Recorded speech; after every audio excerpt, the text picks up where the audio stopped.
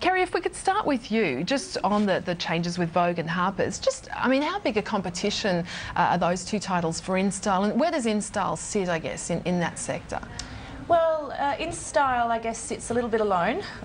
You know, traditionally Vogue and Harper's have gone up against each other directly, and then Madison and Marie Claire compete directly. But in terms of revenue, yeah, they're our main competitors. That's who we're briefed against. So the five of us tend to be running against each other for all types of revenue. Simon, just talking about the changes happened yesterday, Vogue, Harper's Bazaar, what did you make of them, and did you get much, have you had time to chat to the company yet about what they've got planned or why it happened? No, I mean, it's certainly something that came as a surprise to us. And I think, you know, when you look at Vogue, the numbers in terms of the metric side of it have been pretty consistent in a marketplace that's very volatile. So, yeah, it was certainly a surprise. As you mentioned before, there's references to a slightly different approach, but we don't have the detail on that to date. I guess, Kerry, I just wanted to ask you too about a big week, obviously, for InStyle with the Women in Style Awards.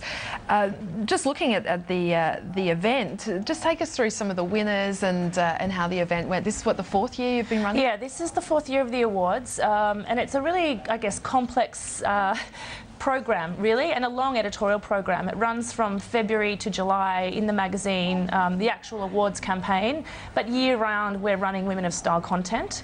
And the awards, I guess, celebrated 29 nominees across 9 really diverse categories. Then InStyle and Audi award a reader with a $10,000 style scholarship, and the readers decide the overall winner. So they vote for the overall winner online, and they can vote for any one of the nominees. Talk us through the strategy there. Is it you cement your relationship, I guess, with a lot of the advertisers who come on board as sponsors. But is it a revenue generating project as well? Yeah, I mean, I think the whole property is win-win for everyone. Win-win for the readers in that it's a very good editorial initiative, and I guess that's the basis of it all, is that it's attractive to readers because the content that comes out of it is just so strong. But it's a long editorial campaign which appeals to sponsors. And yes, other advertisers enjoy it and traditionally like to be placed within the June issue, which is the culmination of it all as well. So a lot of the sponsors that we have on board for the awards, most of them were new business wins for InStyle. So to get that incremental revenue is another bonus for the magazine, and I think they like it because it's credible. The women associated with it are credible, and it's genuine, and I don't think there's another awards like it in the country. And what's the advertisers' view on these sorts of events? Is it something that you really like, Simon? Yes. Always nice things to go along to.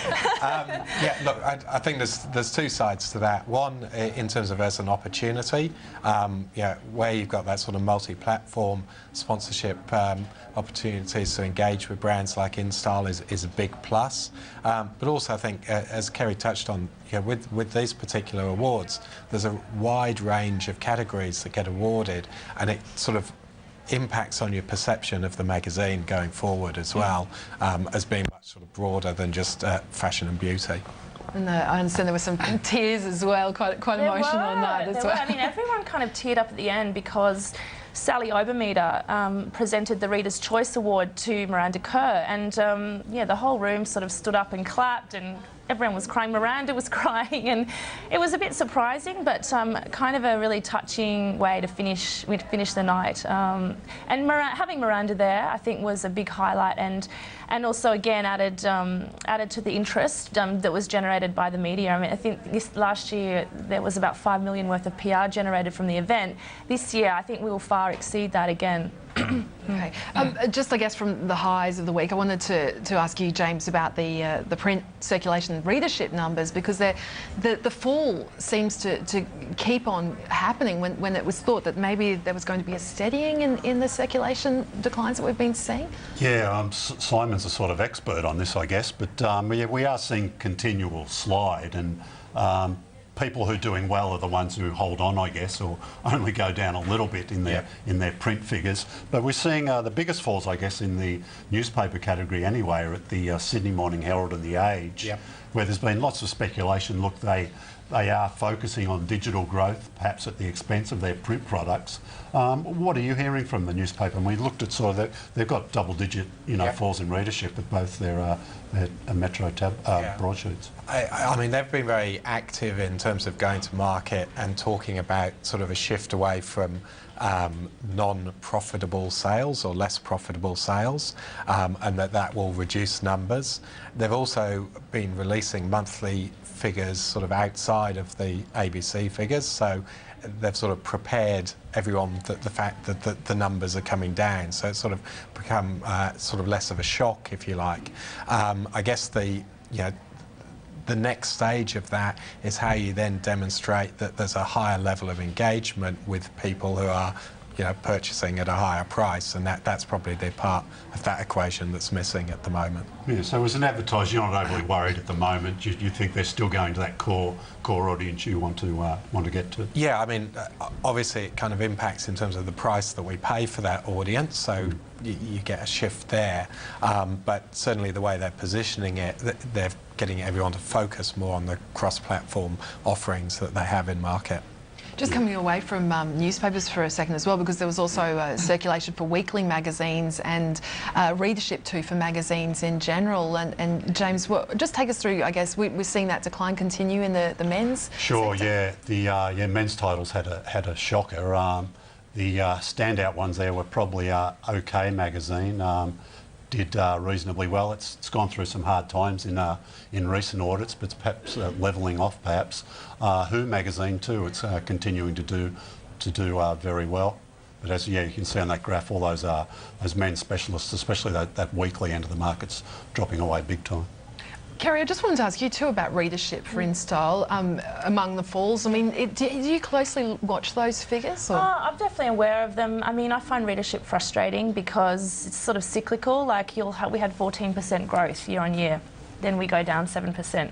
Then because you're coming off a drop, you'll go up. And so it tends to even out. I mean, it is harder when you have a drop, but for me, I guess I look at circulation because it's real copies sold, and I'm getting that data weekly and it's in my face constantly. So I probably pay more attention to circ because I also use it to dictate who will I put on covers, who's doing well at the time. And but yeah, I find readership sort of cyclical. Simon, a quick update on that. You're being involved in the sort of the alternative readership structure they're trying out. Are we going to have two sets of readership soon, or what's happening? Certainly, yes. The reality is there will be two sets of readership in parallel in the marketplace. We don't know a lot about the new offering yet in terms of what they will have, so it's very difficult to say how much we'll use that and in what instances we'll use that. So, yeah, the only scenario will be that we'll have both, which will add another layer of confusion to the mix. I just wanted to ask you too, because there were a number of papers that sort of took part in providing digital sales figures as well. Yeah. Do you expect that to increase, or would you like to see more publications taking part? Yeah, I think the way the rules have been set up, because it's a new area for all publishers, they don't become compulsory in terms of reporting until next year. So we've seen Fairfax in the week come out, and I think we should recognise that they've done that, which is positive. But obviously the amount of data we have around that sort of paid space to date, isn't that great, because it's a new journey for a lot of people, and something like the Herald Sun has only launched that platform very recently. It's probably a little bit disappointing that we haven't seen the Fin Review and the Australian, which have been kind of the pioneers of those paid platforms, reporting in these figures.